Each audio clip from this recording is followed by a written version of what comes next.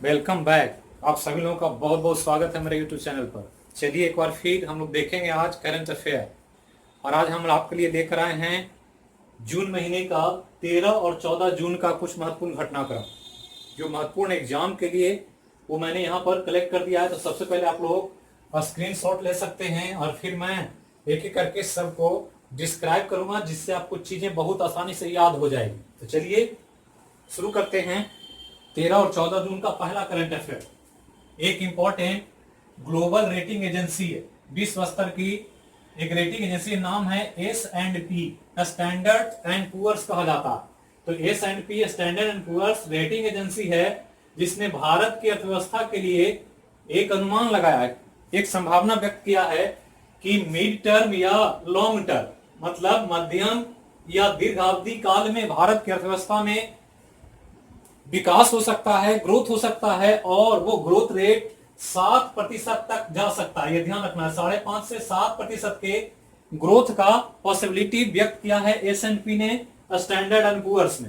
साथ ही ये भी कहा है कि अगले वित्त वर्ष जो अगला फाइनेंशियल ईयर होगा मतलब 21-22, अभी 20-21 चल रहा है, अब 21-22 जो फाइनेंशियल ईयर होगा उसमें जीडीपी भारत का जो होगा उसमें 8.5% की वृद्धि की संभावना व्यक्त की गई। तो दोनों ही इकोनॉमी में ग्रोथ 7% और जीडीपी में 8.5%, ये दोनों S&P द्वारा जारी किया गया एक महत्वपूर्ण पॉसिबिलिटी है जो अर्थव्यवस्था के शुभ संकेत को प्रदर्शित कर रहा।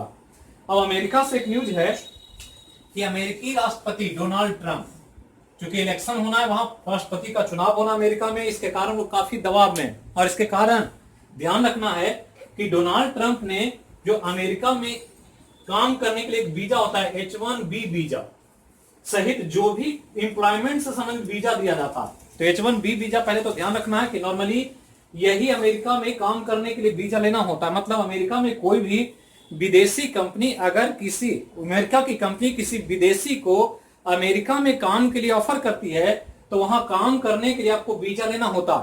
तो ध्यान रखना है, पहले वीजा मिलता था काफी भारतीय या देश दुनिया के बहुत सारे देशों के जो काम करने वाले अमेरिका में काम कर रहे हैं, लेकिन अमेरिकन फर्स्ट मतलब पहले अमेरिका को जॉब दिया जाए, अमेरिकन व्यक्ति को जॉब दिया जाए, उसके बाद जॉब बचता तो विदेशियों को दिया जाए, ये डोनाल्ड ट्रंप का कहना।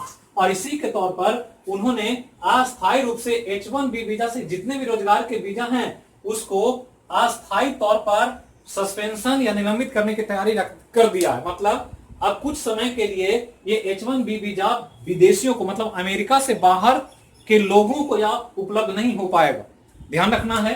तो H1B वीजा बहुत इंपॉर्टेंट है, अमेरिका में किसी विदेशी को काम करने के लिए वीजा लेना होता। एक इंपॉर्टेंट न्यूज है कि एक उर्दू के शायर, तो उर्दू शायरी और उर्दू के साहित्य के लिए योगदान देने वाला, जिस योगदान के लिए इनको पद्मश्री मिला और पद्मश्री से सम्मानित एक व्यक्ति नाम है आनंद मोहन जुत्सी। तो आनंद मोहन जुत्सी को ध्यान रखना है। और आनंद मोहन जुत्सी जिनको कॉमनली गुलजार देहलवी कहा जाता, इनका निधन हो गया, ये ध्यान रखना। कोरोना से संक्रमित हो गए थे लेकिन कोरोना का रिपोर्ट नेगेटिव आया और बाद में जब इनको डिस्चार्ज किया गया घर जाने के बाद कुछ दिन के बाद इनकी डेथ हो गई। तो ध्यान रखना है, उर्दू भाषा के शायर या साहित्य में काम करने के लिए इनको याद किया जाता है और भारत सरकार ने इनको पद्मश्री से सम्मानित किया गया इनके उर्दू शायरी और साहित्य के लिए। तो आनंद मोहन जुत्सी या गुलजार देहलवी कॉमन नेम ये है और एक्चुअल नेम आनंद मोहन जुत्सी है। अब यहाँ एक न्यूज है अमेरिका से ही, इस सेकेंड लेफ्टिनेंट का एक पोस्ट होता है, जैसे भारत में एनडीए ज्वाइन करेंगे तो सेकेंड लेफ्टिनेंट के पोस्ट पर ही अपॉइंटमेंट होता है। तो यहाँ के जो सेकेंड लेफ्टिनेंट प्राप्ति के लिए कोर्स होता है वो एनडीए होता है, नेशनल डिफेंस अकादमी कराती है इसको। उसी तरह से सेकेंड लेफ्टिनेंट अनमोल नारंग, तो अनमोल नारंग का नाम याद रखना है और इन्होंने सेकंड लेफ्टिनेंट का जो पोस्ट प्राप्त किया अमेरिकी सैन्य अकादमी से।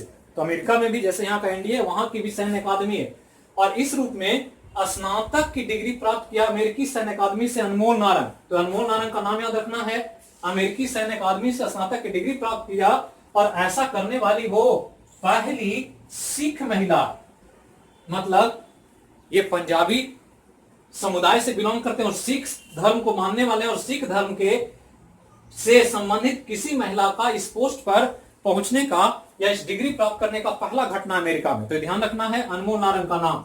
अब यहाँ एक न्यूज है उड़ीसा से। उड़ीसा में एक पुराने कवि लक्ष्मीकांत महापात्र, ये नाम याद रखना है लक्ष्मीकांत महापात्र का, उड़िया कवि हैं और इन्होंने एक कविता लिखी थी, वंदे उत्कल जननी। उत्कल मतलब उड़ीसा ही होता है, राष्ट्रगान में उत्कल का नाम आता है उड़ीसा के लिए। तो ध्यान रखना है कि वंदे उत्कल जननी उड़िया कविता है, उड़िया भाषा।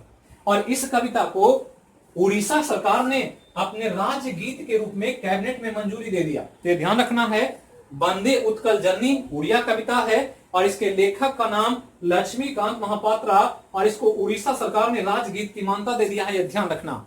अब एक न्यूज जनरल अवेयरनेस से संबंधित समान जागरूकता की कर्नाटक राज्य का हुबली रेलवे स्टेशन अभी चर्चा में है, यह ध्यान रखना।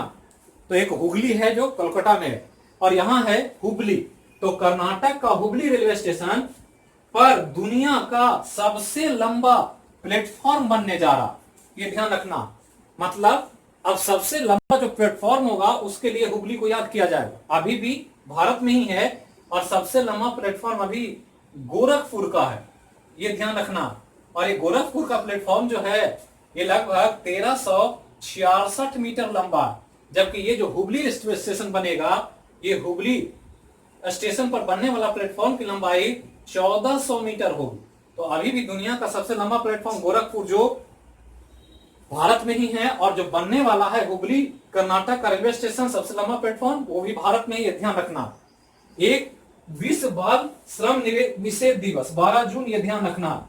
एक विश्व बाल श्रम निषेध दिवस 12 जून को मनाते हैं ताकि बाल श्रम को कम किया जाए और बालकों को लेबर के काम में, किसी भी श्रम के काम में न लगाया जाए, उनका बालपन न छीना जाए। तो ध्यान रखना है विश्व बाल श्रम निषेध दिवस 12 जून को मनाते हैं, ये ध्यान रखना। अब एक इंपॉर्टेंट न्यूज है फीफा से। तो फीफा क्या है इसको जानना है और इसने अभी वैश्विक रैंकिंग जारी किया है जून महीने में। तो फीफा का पहले तो नाम याद रखना है। फीफा का पूरा नाम फेडरेशन इंटरनेशनले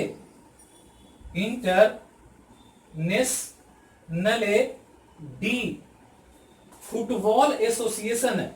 तो इसका नाम याद रखना है, कभी कभी आपको फुल फॉर्म पूछ देगा, तो ये ध्यान रखना है federation international D football association. इसका फाउंडेशन फ्रांस में हुआ, लेकिन इसका मुख्यालय ध्यान रखना है, मुख्यालय अक्सर पूछा जाएगा। मुख्यालय जो है ये जूरिक में है, तो जूरिक स्विट्जरलैंड, तो ये ध्यान रखना है।